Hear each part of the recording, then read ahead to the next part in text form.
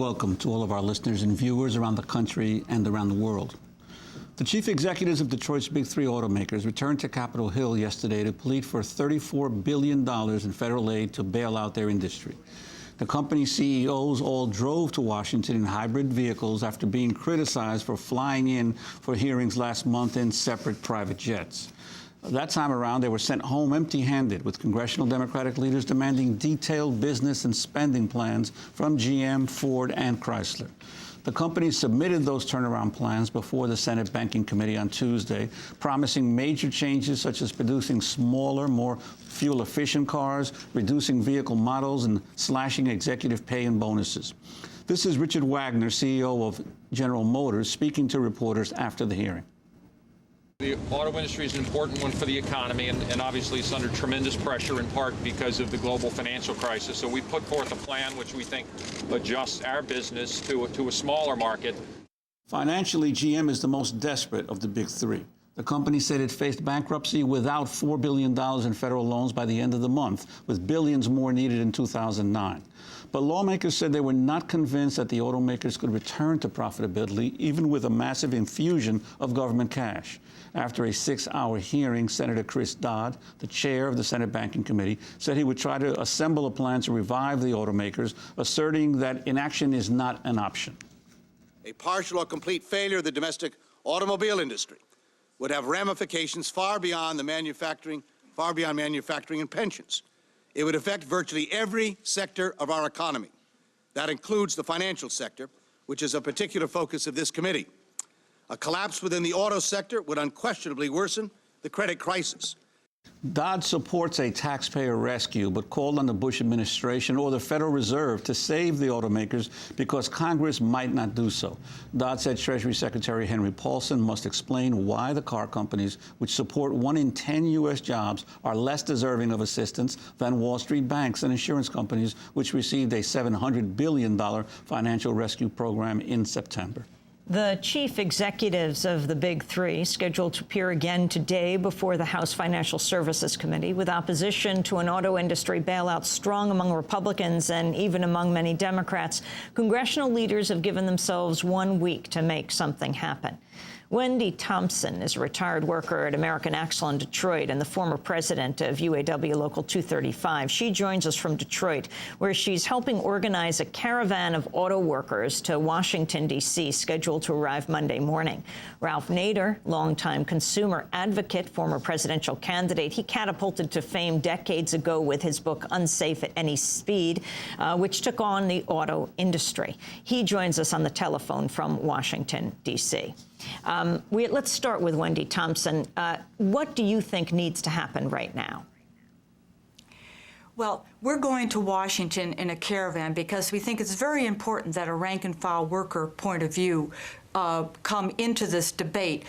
We don't think it's a question of saving corporations. It's a question of saving an industry, a question of saving working-class communities and the heartland of America. And we think a comprehensive reform industry has to happen. Our suggestion is to expand the industry to become transportation-based and alternative energy-based. We say that instead of closing these factories, why don't we start to build products like light rail for mass transit or wind turbines for alternative energy. There is work that needs to be done to create a new society here in America, and a lot is at stake. Wendy Thompson, your union has been basically backing the company CEOs in this effort to get a bailout, but at the same time, there are many Republicans, especially in the Congress, who see the contracts that the unions have had over the years as part of the problem that the automakers have. They claim that the labor costs of the auto companies are out of whack with other automobile companies, especially the Japanese companies. Your response to those criticisms? The solution to the problem is not to take away more from workers that have already had so much taken from them. And it's a downward spiral. If they attack the decent paying jobs, then no one is going to have a decent paying job in the end. And this is not going to help us certainly get out of the economic crisis we're in.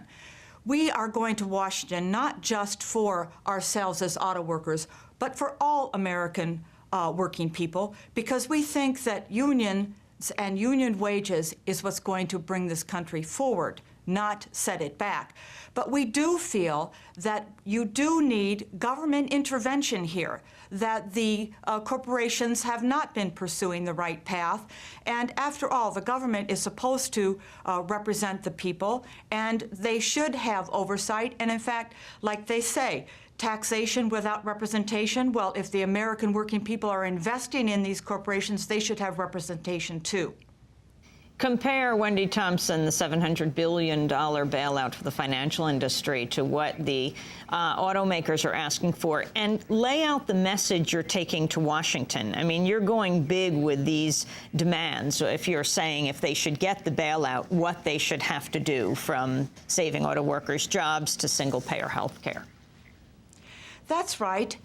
We are asking for big changes because that's what's necessary. We think that as auto workers that we have to stand firmly with saving the environment and saving the planet, and that if the auto corporations aren't doing it, the people have to take control here and say this is what has to happen.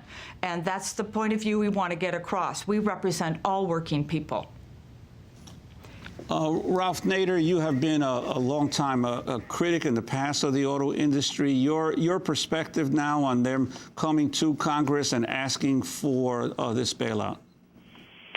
Well, one, first of all, it needs to be made clear that the workers and the UAW have given up far more than what the government subsidy will come down to in dollars if what the auto companies are asking for is accepted by Congress. They gave up huge billions of dollars in 2007, and they're giving up more in 2008. And what this whole debate is lacking is any concept of numbers. For example, if this is a $34 billion so-called bailout, what is it really? Well, it's subsidized loans, or maybe they'll turn it into loan guarantees. And depending on what the government gets in return, that is a fraction of what, as Amy said, of what Citibank and the financial industries have gotten in New York.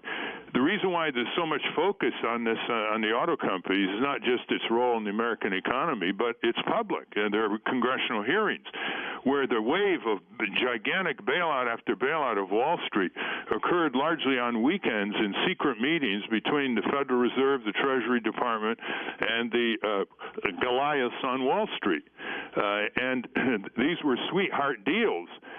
Citibank got a huge sweetheart deal with very, very little reciprocity. Now, if the Congress is going to move to save the domestic auto industry, they're going to do it as taxpayers, as shareholders, as creditors, and they will drive a hard bargain. And as a result, the taxpayer can get preferred shares. They can get warrants so that if the companies recover, the taxpayer gets not just the money back, but a huge surplus. I mean, Ford Motor Company stock now is around $2.60. If Ford modestly recovers, it could go to $20. And, of course, those Treasury warrants and preferred shares would come out very, very handsomely, as they did in the Chrysler bailout when Iacocca turned it around in 1980 and 81.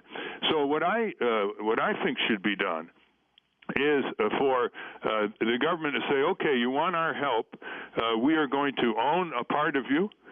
We are going to be creditors and restructure you, remove the board of directors and the executives that are deemed not to be performing over the years, put people who know how to produce fuel-efficient, emission-controlled, safe motor vehicles in place, and reform the whole area of shareholder rights, because the government will be a shareholder. And since the government is effectively an insurer, they can move to apply the principle of insurance and loss prevention and produce motor vehicles and alternative transit, mass transit, that will damage less people on the highway and the environment. So I call it government capitalism, where the government plays the role of a shareholder, the role of a creditor, the role of an insurer, and restructures the entire industry. I must say, on the UAW, though, the biggest mistake the UAW ever made in this area was to support, for 30 years, against consumer and environmental groups on Capitol Hill, a freeze on fuel efficiency. And because the government could not